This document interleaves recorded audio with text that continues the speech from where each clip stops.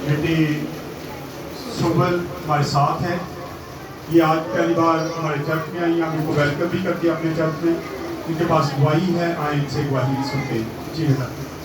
मैं आपसे अपनी गवाही शेयर करना चाहूँगी। मैं पैटर्न टाउन से आई हूँ यहाँ पे।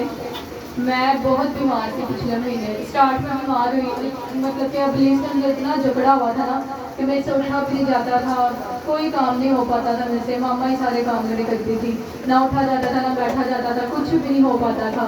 मुझे ये कान हो गया और साथ मेरा पित्ते का मसला हो गया, डॉक्टर ने बोला ऑपरेट होगा।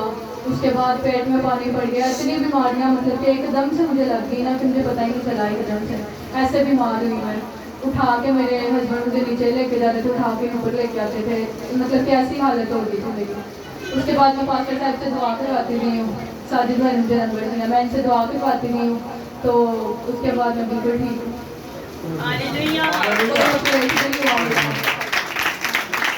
आज इसने गीत भी गाया, हम इस बेटी के शुक्रगुजार कि ये इतना सफर करके यहाँ पे आई। बेटा